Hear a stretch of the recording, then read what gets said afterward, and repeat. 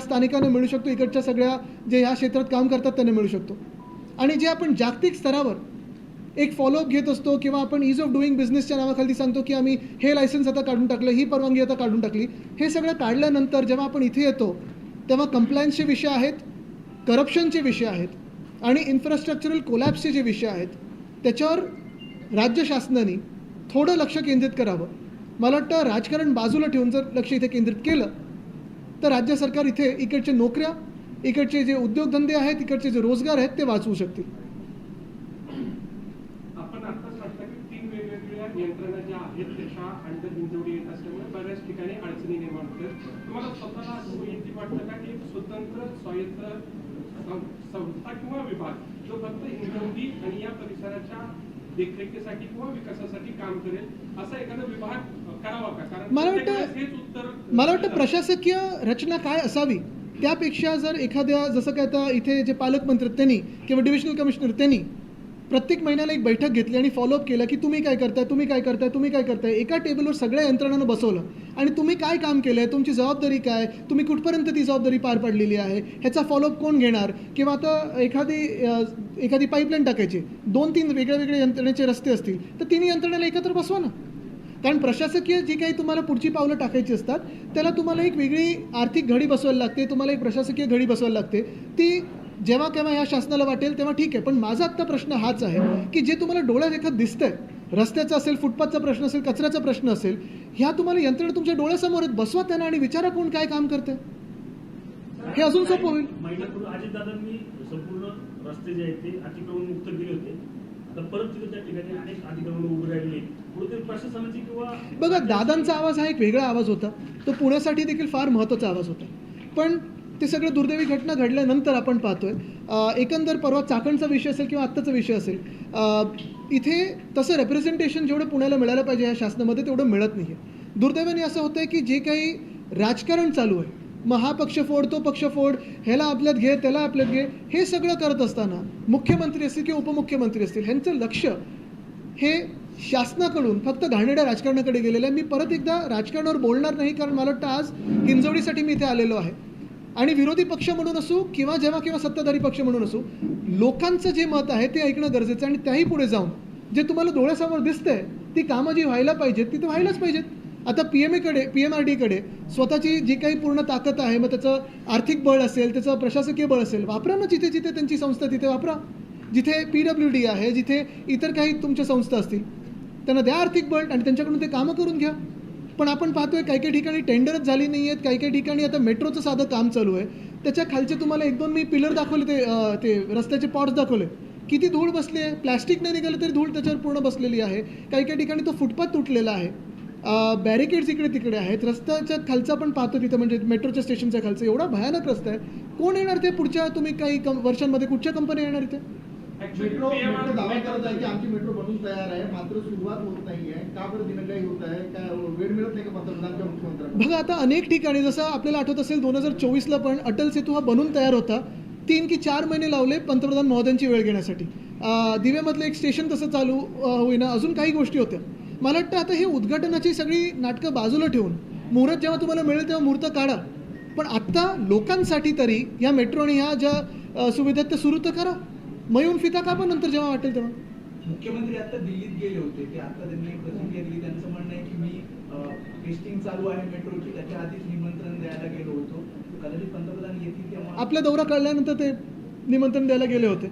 पण टेस्टिंग चालू आहे किती महिने? मी ऐकलं 2-3 महिने टेस्टिंग चालू आहे. आणि काय 1 वर्ष ते म्हणतात. आणि ही खरं तर कुठच्याही एजन्सीची, कुठच्याही शासकीय एजन्सीची ट्रिक असते.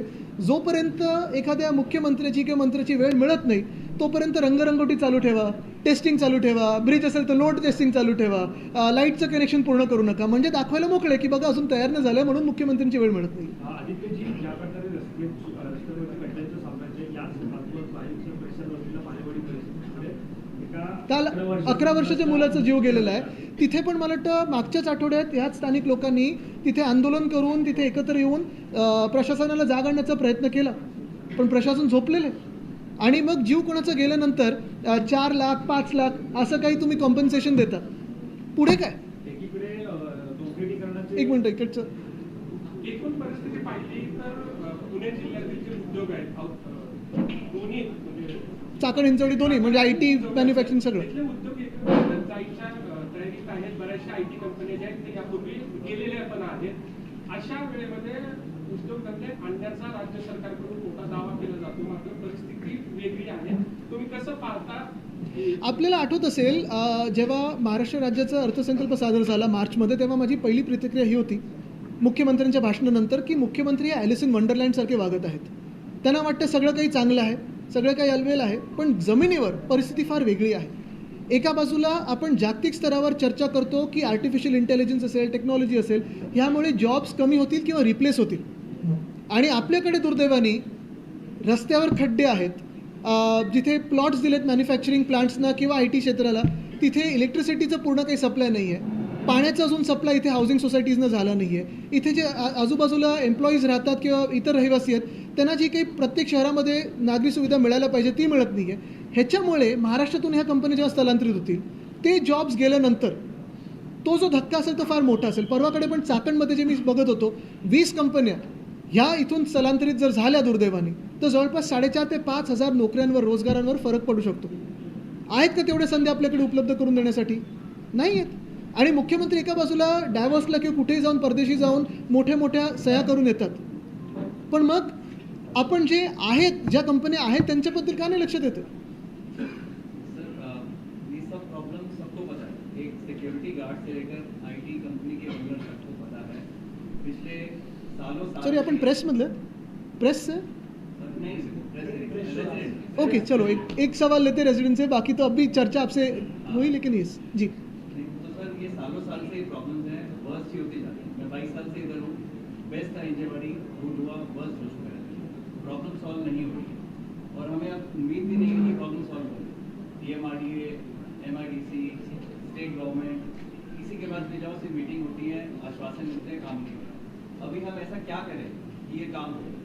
हमको 1 साल का टारगेट रखना अपना. 15 अगस्त 2027 तो रिवर्स प्लानिंग करके जो सारी ये प्रॉब्लम हम डिस्कस कर रहे हैं, we need to have a plan. बिल्कुल. 15 दिन का, 30 दिन का, 60 दिन का, 180 दिन का, 1 साल का, जो काम 2 साल 3 साल में होता है वो भी, बट एक्शन होना चाहिए. वो करने के लिए आप हमें क्या सकते हैं? मैं तो यही सपोर्ट दूंगा कि जो भी आप यहाँ, एक तो ऑफकोर्स मीटिंग्स होंगी या जो भी है वो तो आप करते रहेंगे स्टेट लेवल पे, लेकिन अगर कोई आंदोलन हो, कोई आंदोलन की पुकार हो, तो बिल्कुल पूरा साथ हम आपके साथ रहेंगे.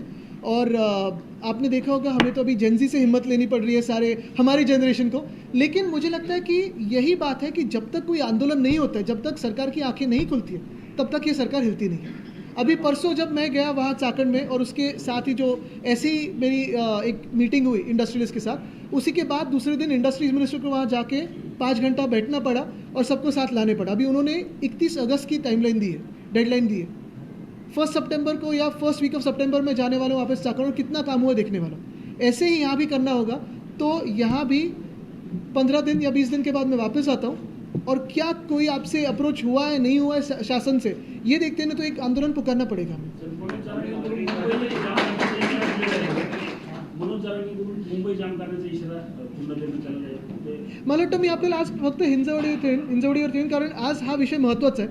हा खूप महत्त्वाचा विषय एवढ्यासाठी आहे कारण आपण पाहतोय एक नुसतं ही काही क्षेत्राची चर्चा नाही आहे, शहराची चर्चा नाही आहे, पण तरुणांच्या रोजगाराच्या संधी इथून निघून जाण्याची चर्चा. मुख्यमंत्र्यांना सर्वाधिकार दिलेले आहे, म्हणजे मंत्र्यांनी जर निर्णय घेतला तर मुख्यमंत्री त्यात हस्तक्षेप करू शकतात. पण ते आधीपासून आहे, त्याच्यात नवीन काय? आज GR निघालेला आहे नव्याने. मला वाटतं त्यांच्या भांडणात, त्यांच्या वादात तो GR त्यांना काढायला लागला असेल. पण पुन्हा एकदा मी तुम्हाला इंजोडीवर खिचून आणेन, कारण आज मी हेच सांगेन इथून की मुख्यमंत्री स्वतः इथे आले पाहिजेत, आणि मी जसं आज ह्या लोकांची भेटलोय ना, त्यांनी पण यांच्याशी चर्चा केली पाहिजे आणि खरी परिस्थिती काय ती जाणून घेतली पाहिजे. सर, आज तुम्ही म्हटलं की आंदोलन उभा राहण्याची गरज आहे.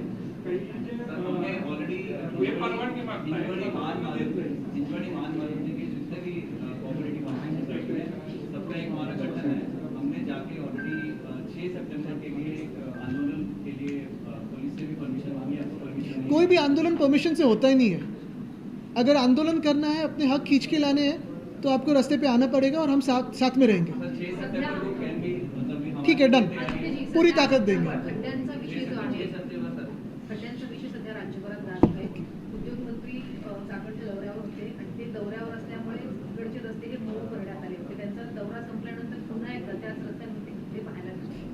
नाही, उद्योगमंत्री आणि डांबराचं आणि रस्त्यांचं खूप जवळचं नातं असं मी त्यांच्या जिल्ह्यातून ऐकलेलं आहे. ते काय नाते ते तुम्ही शोधून घ्या, बघा काही काही हसताय तिकडे ज्यांना माहिती आहे त्यांना. पण ते आल्यानंतर डांबर राहिलं की गेलं हा पण एक नंतर प्रश्न काढून घ्या जे होतं ते. आणि दुसरं म्हणजे हे अशा एका व्हिजिटने होणार नाही. जसं मी सांगितलं ना, मुख्यमंत्री स्वतः त्याच्यात बसले पाहिजेत आणि मुख्यमंत्र्यांनी काही निर्णय दिले पाहिजेत, काही निकाल दिले पाहिजेत.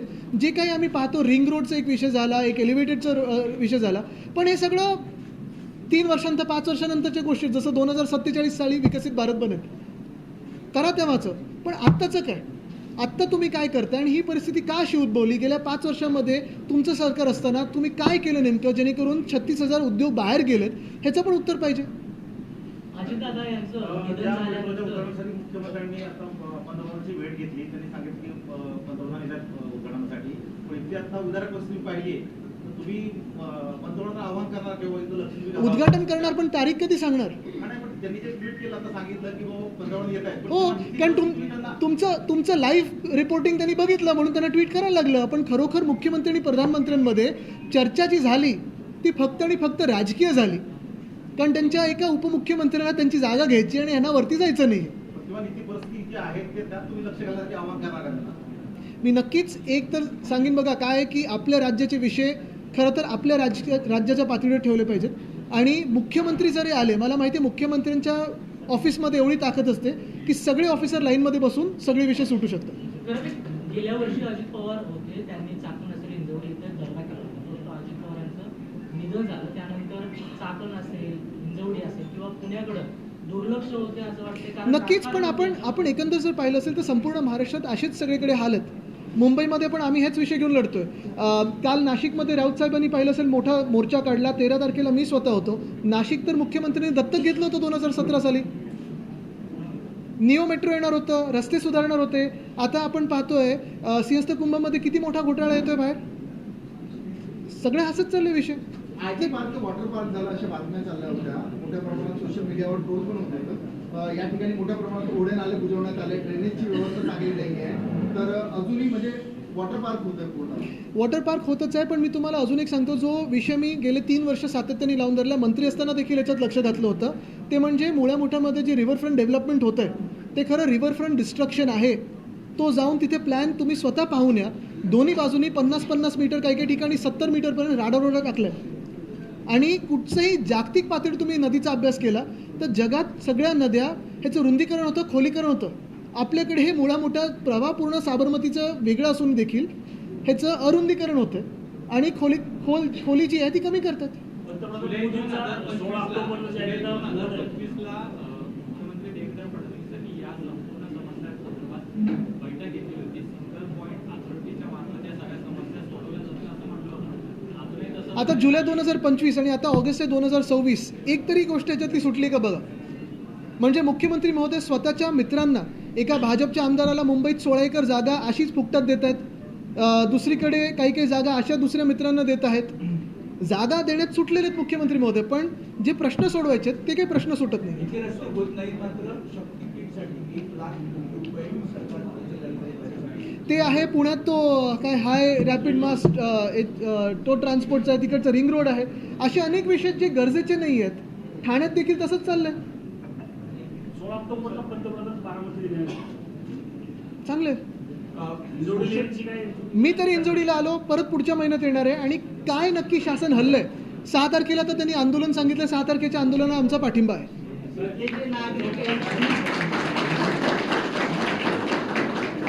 जोपर्यंत इथे एक कॉमन यंत्रणा तयार होत नाही तोपर्यंत इथले प्रश्न अजिबात सुटणार नाही. कारण की प्रत्येक यंत्रणा काय करते, ह्याच्यावर ढकलते. बरोबर. आमचं नाही काम, PMRD हे सगळे तेच मी सांगितलं ना तुम्हाला, एक तर डिव्हिजनल कमिशनरने एकत्र बसायला पाहिजे. मुख्यमंत्र्यांच्या बैठकीत होऊ शकतो. चालेल. तुझं आता एजन्सी कोण उद्या बघा, एक आहे की एकच आहे सुनावणीचं, एकच आहे. आता सुनावणी चालू आहे. आपण पाहताय कपिल सिब्बल साहेब आणि आमचे देवदत्त कामत साहेब दोघंही तिथे आर्ग्यू करत आहेत.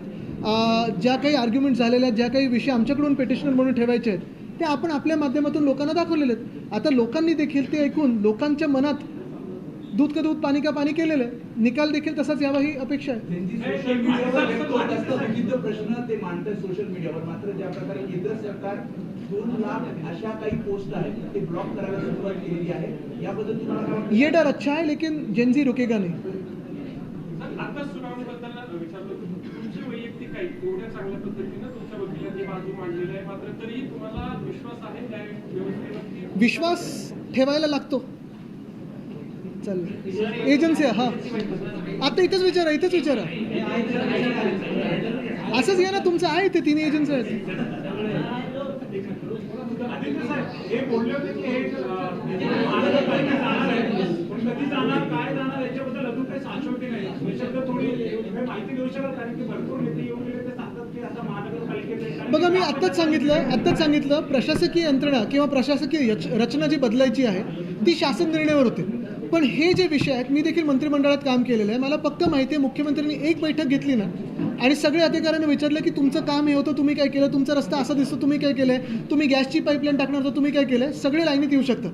पण मुख्यमंत्र्यांचा तो इंटेंट पाहिजे.